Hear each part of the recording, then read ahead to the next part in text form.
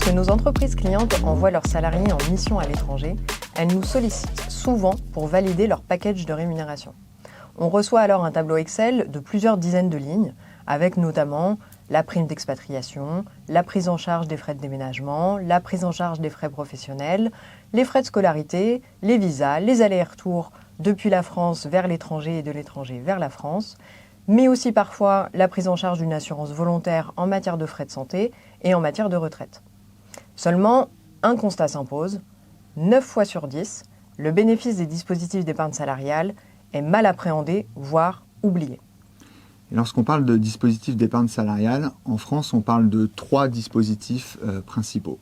Le premier, c'est la participation aux résultats de l'entreprise, qui est un dispositif obligatoire pour les entreprises de plus de 50 salariés qui génèrent un bénéfice net fiscal suffisant.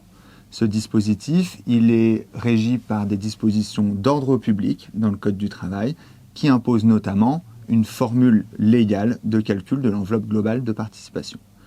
Deuxième dispositif, le dispositif d'intéressement, qui est un dispositif purement facultatif et donc beaucoup plus souple pour les entreprises, avec une liberté qui leur est donnée, notamment dans la construction de la formule de calcul d'intéressement, qui doit être liée toutefois aux résultats et aux performances de l'entreprise.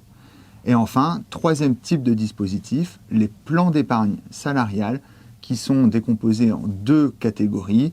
D'un côté, le plan d'épargne entreprise et de l'autre, le plan d'épargne retraite. Alors, en matière de mobilité internationale, les salariés exerçant leur mission à l'étranger participent aux performances de l'entreprise au sein de laquelle ils sont détachés ou expatriés. Dit autrement, a priori, ils ne participent pas aux performances de l'entreprise située en France. Donc, a priori, ils ne devraient pas bénéficier des dispositifs d'intéressement et de participation. Pour mémoire, un salarié détaché a une définition en droit du travail. C'est un salarié qui est maintenu aux effectifs de l'entreprise, alors que le salarié expatrié, lui, voit son contrat de travail suspendu et généralement, il conclut un contrat en local avec la société au sein de laquelle il est envoyé. D'un point de vue de la sécurité sociale, la définition n'est pas à confondre avec celle en droit du travail et le salarié détaché est celui qui est maintenu au régime de sécurité sociale français malgré son lieu de travail effectif qui va être l'étranger, alors que le salarié expatrié, lui, n'est plus du tout affilié au régime français et il est à l'inverse affilié au régime de sécurité sociale étranger.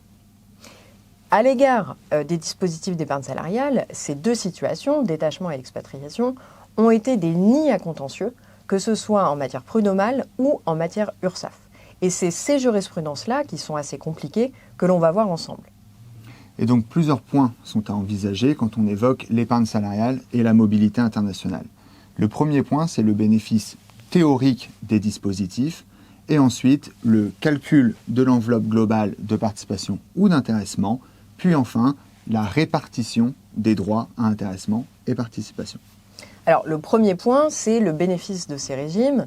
Et ici, il faut réfléchir de manière unique pour tous les dispositifs d'épargne salariale. Pourquoi ? Parce que les dispositions légales précisent que ce sont des dispositifs collectifs absolus. Alors ça veut dire quoi, collectif absolu ? Déjà, on peut donner une définition négative. Ce ne sont pas des dispositifs catégoriels. On a tous la référence en matière de protection sociale complémentaire, que ce soit en santé ou en prévoyance. On peut faire un régime distinct pour les salariés cadres, différent de celui des salariés non cadres.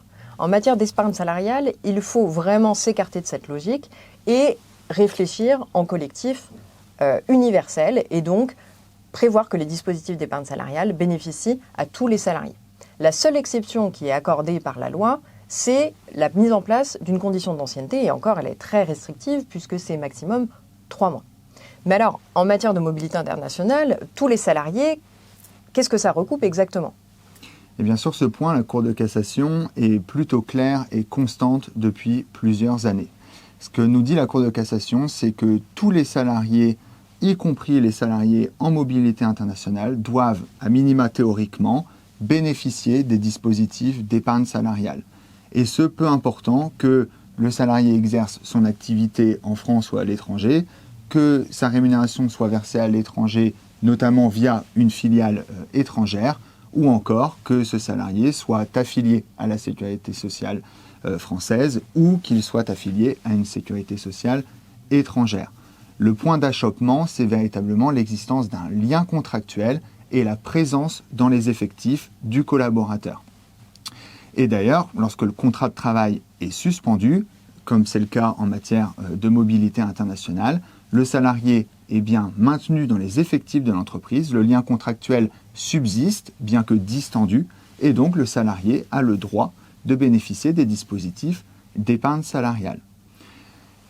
Toute clause qui viserait à exclure finalement un salarié en mobilité internationale d'un dispositif d'épargne salariale serait tout simplement réputée non écrite, et dans le cadre d'un contentieux, il ne sera pas possible pour l'employeur d'opposer au salarié le fait qu'il exerce son activité à l'étranger, qu'il est rémunéré à l'étranger, ou encore qu'il a perçu une compensation financière visant à compenser l'absence de dispositifs de participation ou d'intéressement.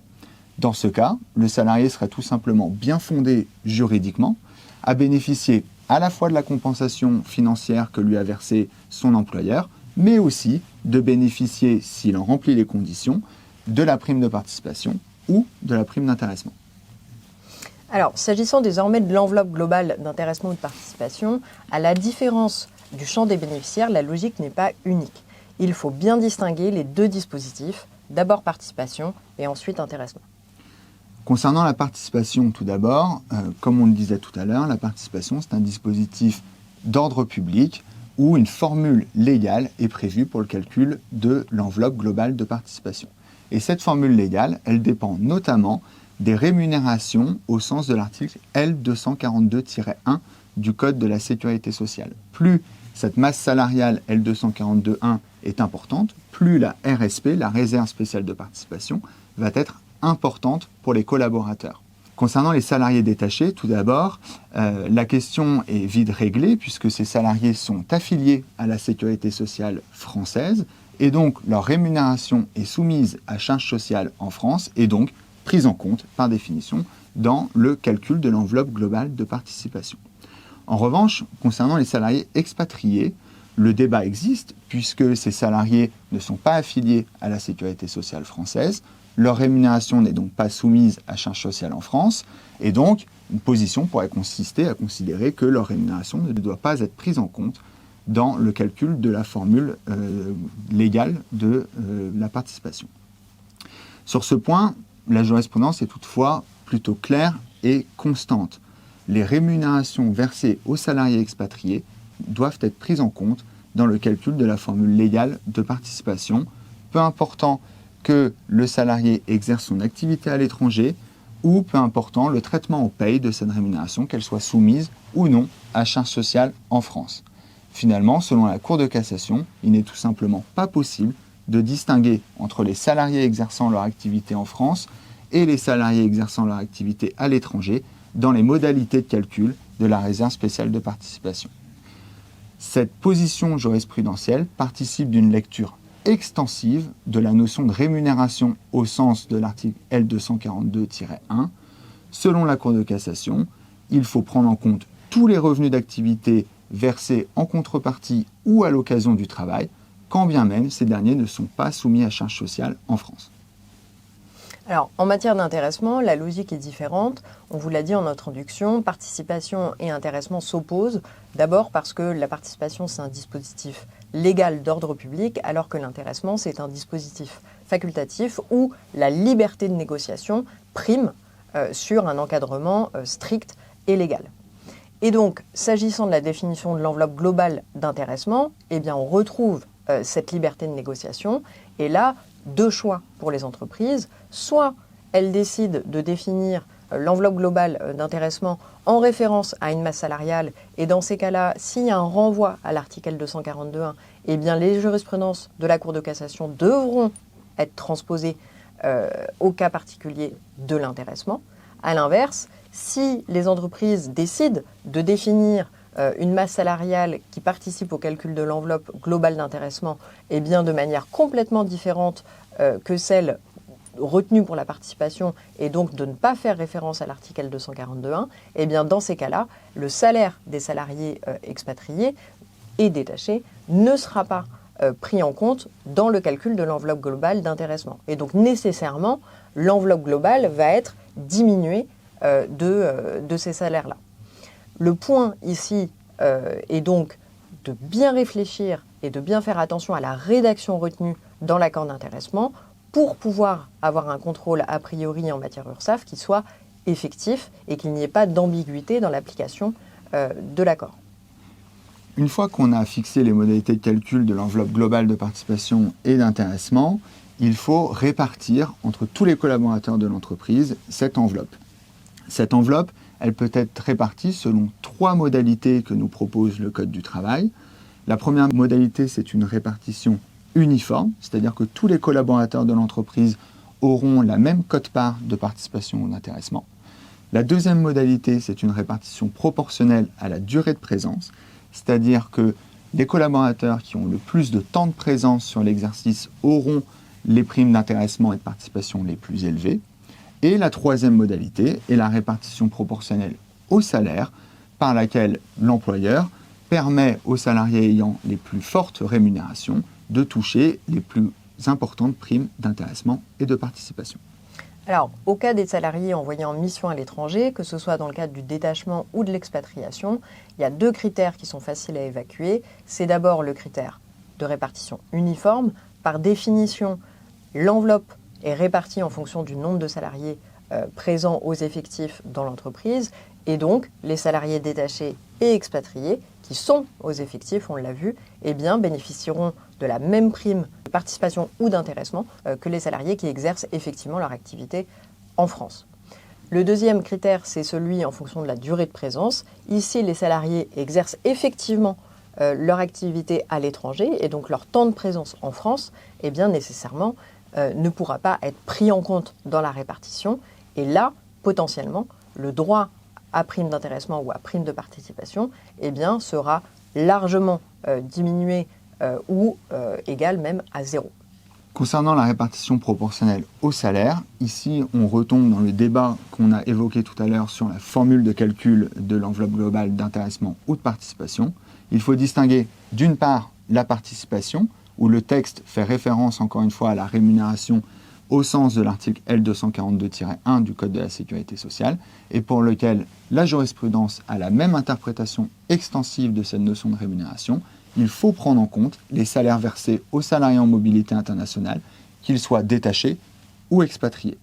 Concernant l'intéressement, il y a une liberté totale qui est donnée aux parties dans la fixation du salaire pris en compte pour la répartition. Et ici, il est possible de faire référence à l'article L242-1 ou de faire référence à une autre notion de la rémunération qui pourrait exclure les salaires versés aux salariés détachés et ou expatriés. La préconisation sur ce type de clause, c'est bien évidemment d'être le plus clair possible pour éviter toute ambiguïté vis-à-vis des collaborateurs concernés, mais aussi vis-à-vis de l'URSSAF dans le cadre d'un contrôle. Vous l'aurez compris, en conclusion, la situation des salariés en mobilité internationale au regard des dispositifs d'épargne salariale est tranchée clairement par la Cour de cassation. En pratique, 2 points d'attention pour les entreprises. D'abord, au regard de la conclusion des accords d'épargne salariale, où là, il va falloir avoir, comme l'a dit Maxime, une rédaction claire et précise pour pouvoir bénéficier effectivement du contrôle a priori de l'URSSAF, mais aussi éviter les contentieux prud'homaux. Et deuxième point d'attention, c'est sur la définition des packages de rémunération pour éviter les doubles paiements.